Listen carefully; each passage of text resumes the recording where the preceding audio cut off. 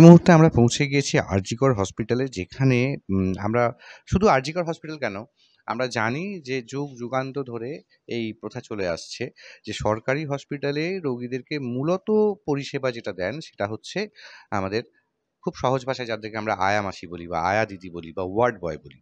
পশ্চিমবঙ্গে এখনও শতাধিক সুপার স্পেশালিটি হসপিটাল এবং স্বাস্থ্যকেন্দ্র রয়েছে, যেখানে এই দিদিরা বা দাদারা আমাদের সাধারণ রাজ্যবাসী যারা সরকারি জায়গায় চিকিৎসার জন্য যান তাদেরকে পরিষেবা দিয়ে থাকেন। এটা যুগ যুগান্তর ধরে হয়ে আসছে, কিন্তু এতদিন ধরেও এনাদেরকে কোনো রকম সরকারিকরণ করা হচ্ছে না। না এনাদের কোনো ডেটাবেস নথিভুক্ত করা হয়েছে, না এনাদেরকে কোনো সরকারি সুযোগ সুবিধা, একটা সরকারি প্রতিষ্ঠানে কাজ করতে গেলে যে ন্যূনতম যে সুযোগ সুবিধাগুলো দিতে হয় সেইগুলো দেওয়া হচ্ছে না। আজকে তাদেরই বক্তব্য আমি আপনাদের সামনে তুলে ধরছি। কি বলবেন? আমরাও বলতে চাইছি যে আমরা অতদিন ধরে কাজ করছি, কিন্তু আমাদের কিছু নেই না। একটি বাইরে যদি কিছু বলে এমার্জেন্সি, এই যে করোনা গেল তখন আমরা যখন আসতাম তো কেউ বলতো কোথায় যাচ্ছ, তো আমরা স্যারদেরকে ধরে কাগজে লিখিয়েছিলাম যে এটা আমরা হাসপাতালে কাজ করি, তো তারপরে স্যার লিখে দিয়েছিল, স্টাম্প করে দিয়েছিল, ওইটা নিয়ে যেতে আসতে হতো। মানে মানে মানে মানে আপনি বলতে চাইছেন যে আপনাদের কোনো সামান্য আইডি কার্ড পর্যন্ত নেই? আইডিও কার্ড নেই। আর এমার্জেন্সিতে অনেক রকম, এমার্জেন্সিতে সব রকম আমাদের ঘাড়ে ডিউটি করতে হচ্ছে। যত পেশেন্ট খারাপ হয়ে যায়, এই যে গেল করোনা, সেটাতে যত ঝামেলা, ডাক্তারবাবুরা দূর থেকে হাত দেবে, কিন্তু আমাকে পায়খানা পরিষ্কার করা থেকে ড্রেস চেঞ্জ করা থেকে সবই করতে হচ্ছে। ইভেন খাওয়া দাওয়া থেকে নিয়ে সমস্ত কাজ আমাদের উপরে, কিন্তু আমাদের না সুরক্ষা আছে, না কোনো রকম মেডিকেল ফ্যাসিলিটি আছে, না কোনো রকম মানে কিছু নাই। বাস আসছি আমরা, ওই যে পার্টি 2 পয়সা দিচ্ছে সেইটা, মাঝে ডিউটি হয় সেটাও, যদি না হয় সেটাও, ওইটাই নিয়ে যেতে হচ্ছে।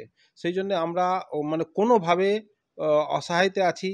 আর আমাদের কেউ নেই, না কোনো নেতা দেখছে, না কোনো কিছু দেখছে। তো সেই জন্য চাইছি যে কোনো আমাদের একটু কিছু স্মরণ করা, একটু ছত্র ছায়া কিছু করা হোক, যাতে আমরা একটু ভালোভাবে ডিউটি করতে পারি। সাধারণত যেটা হয় যে বিভিন্ন ক্ষেত্রে, সেটা সরকারি হোক বা বেসরকারি হোক, তারা সেখানকার স্টাফরা একটা ইউনিয়ন বা সমিতি তৈরি করে নেয়। আপনাদের কি সেরকম কিছু আছে?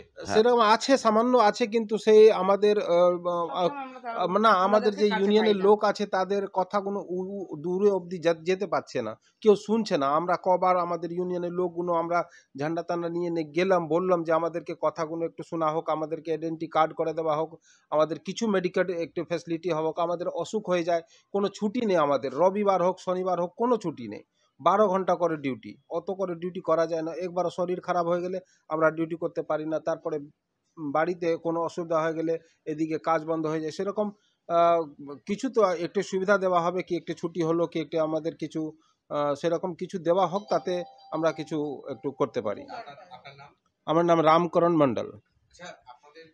আমাদের এখানে যেন বলবে কি তোমরা বাড়ির লোক হিসেবে কাজ করছো, তোমাদের এমনি কোনো ফেসিলিটি, যদি কোনো ভুল করে থাকি বলে তোমাদের ঘাড় ধাক্কা দিয়ে বার করে দেবো, এরকমও বলে। মাসিকে বসিয়ে রেখে দিয়েছে, তার জন্য কত ক্ষমাও চাইতে গেছি যে উঠি, ও ক্ষমা করে দিন, বা কিছু বাড়িতে যদি কোনো একটা বাইরে কোনো একটা কিছু হয় সেটা নিয়েও আমাদের বসিয়ে দেবে ওদের ওনার কানে গেলে।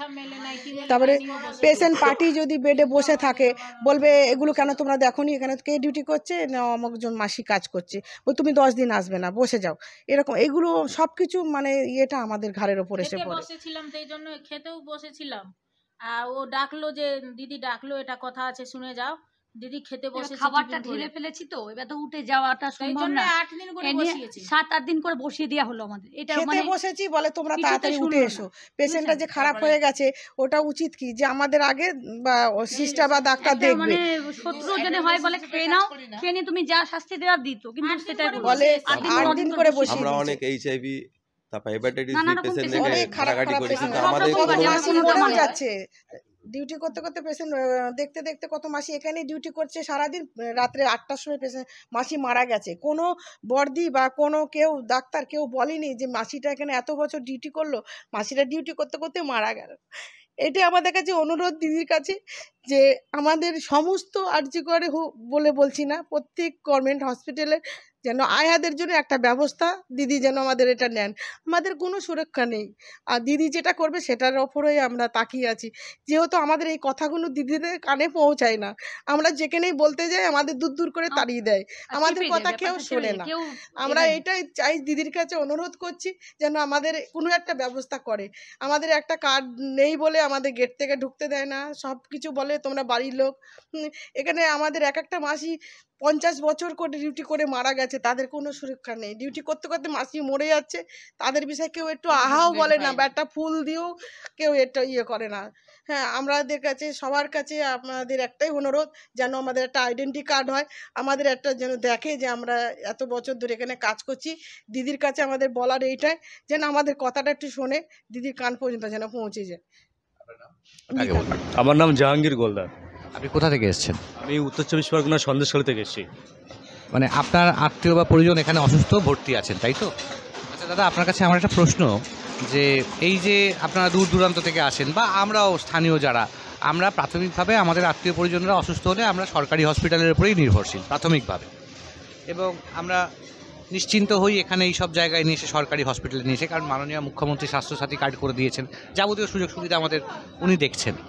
কিন্তু এখানেই যখন আমরা আমাদের আত্মীয় পরিজনরা অসুস্থ অবস্থায় আমরা ভর্তি করে দিই, আমাদের কিন্তু সেইখানে সেই আত্মীয় পরিজনদের সেবা দেয় হচ্ছে আয়া মাসিরা বা ওয়ার্ড বয়রা।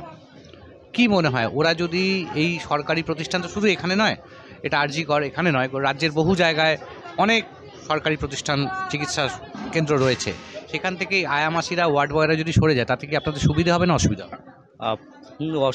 অসুবিধা হবে। কেন হবে? যেহেতু অনেক কিছু থাকে, যেরকম রোগীর মলমূত্র, তারপর পরিষ্কার পরিচ্ছন্ন রাখার দায়িত্ব আয়াদের থাকে, সেগুলো তো নার্স করতে পারবে না, তাহলে সেক্ষেত্রে অবশ্যই তাদের প্রয়োজন হবে। আর তো মানে আপনি বলতে চাইছেন যে এই রকম জায়গায় তাদের একটা প্রয়োজনীয়তা অবশ্যম্ভাবী রয়েছে।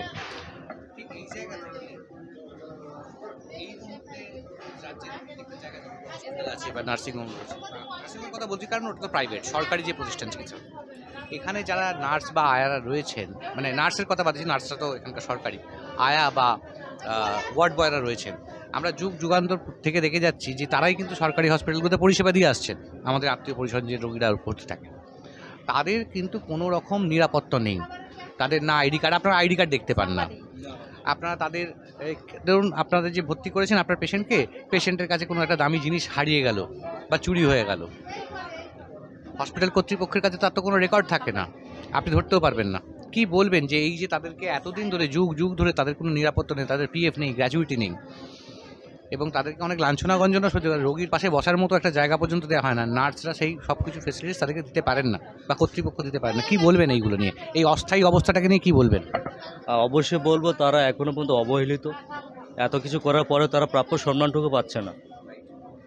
তাছাড়া যেগুলো মানে অ্যাক্সিডেন্ট সময় নেই, যেগুলো আমার দরকার, যেরকম মানে আপনি যেগুলো বললেন, অবশ্যই এগুলো দরকার এদের। তার মানে আপনি রাজ্যের একজন স্বাধীন নাগরিক হয়ে আপনি চান যে সরকারি হসপিটালের এই নার্স আয়াদের একটা স্থায়ী ব্যবস্থা করুন? অবশ্যই, আমি স্বাধীন ভারতের একজন নাগরিক অবশ্যই হলো তাদের একটা পরিচয়পত্র হোক, তারা একটা প্রাপ্য সম্মানটুকু ফিরে পাক। যেহেতু অনেক মানে কাজ আছে যেগুলো নার্স কিংবা ডাক্তাররা করে না, সেগুলো ওরা করে, অত্যন্ত নিম্নমানের কাজগুলো করে, মলমূত্র পরিষ্কার, তার রোগীর পরিচ্ছন্ন, সমস্ত কিছু দায়িত্বটা ওদের হাতে থাকে, তো ওদের একটা ব্যবস্থা করা উচিত, আমি যেটা মনে করি। অনেক অনেক ধন্যবাদ।